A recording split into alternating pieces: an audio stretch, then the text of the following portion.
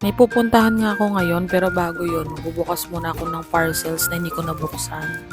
So una yung Shein, pumili lang naman ako ng konting damit pang office. And then after naman yan, nagbukas na rin ako ng mga in-order ko sa DIY. Itong dish washing sponge na 12 pieces.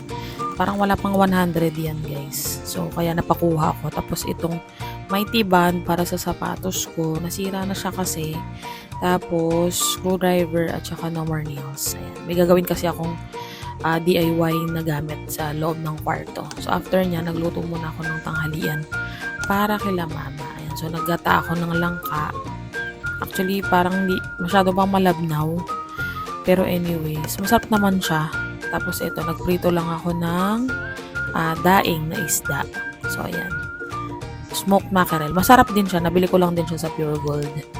Ayan, so habang nag-aantay ako ng mga niluluto ko, tinikman ko tong KitKat na dala ng kapatid ko.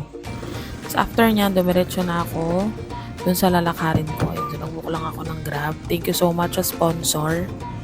Walang sawang nagsisend ng ng pag-Grab. So and then after niya yan. So parang 45 minutes naman yung travel. So nakarating na ako dito. Tapos kumain muna kami ng Jollibee. So order kami ng Jolly Savers na Chicken Joy at saka yung mix and match combos na burger and fries. So, ayan. So, dahil hindi ako pwede masyado ng chicken and binidyohan ko lang. Tapos sa akin yung cheeseburger tsaka fries. Matakam lang ako kasi masarap ng chicken. Of course, Jollibee. So, ayan. Nag-video lang ako niyan. So, sabi ko, hinaram ko muna yung meal niya para meron ako i-video. And then, ayan, pumunta kami dito dahil mag-heal daw siya ng inner child.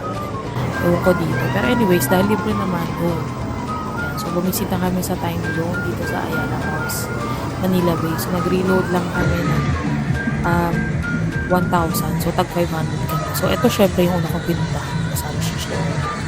Na parang 50 pesos ba? Or 70 pesos. Basta yan, saglit lang siya. 15 minutes lang. So anyways, na-experience ko naman at least, diba? O ayan, diba? Relax na relax ang atin mo. Saglit lang yan. Siguro mga 2 beses lang ako nag-swipe. So, yan yung view. Konti pa yung tao kasi mga 12:30 pa lang yata yan.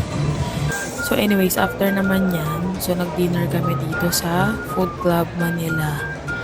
So, ayan yung mga rates. I-post nyo na lang kung gusto nyo. Pero ayan. So, dahil marami siyang budget today naman libre. So, ayan. Laban kami. So, ayan. Binidyohan ko lang to para makita nyo kung ano yung mga promos, kung ano yung mga rates for students, senior citizens, tsaka yung mga big groups. Pero pwede nyo naman silang i-inquire sa Facebook kasi meron silang page doon para makontak nyo and matanong nyo yung details. So, yan, crowd check. Sobrang daming tao, guys. Sobrang dami ng pila. Haba ng pila, sorry. Yan. So, Sunday yan. Sunday dinner. So, grabe yung tao. Yan. So, ito, pinipilahan din to. Lechong kawali at saka steak. Ayan, lechon belly pala, sorry. Pero, ayan, sobra. So, syempre, kukuha din tayo para ma-experience. Konti lang. So, ayan. Ito naman, masarap din to. Beef. Ang lambot ng pagkakalabog niya, in fairness. Tapos pag uwi ko, ito, in-unbox ko itong binili ko sa St. Paul. Sobrang ganda. Umorder lang ako ng Holy Family, tapos rosary, and then isang kandila. So, para meron ako ditong mini altar dito sa kwarto ko kasi simula nang nag-renovate, nawala yung mga figurines. So, yun lang. Thank you.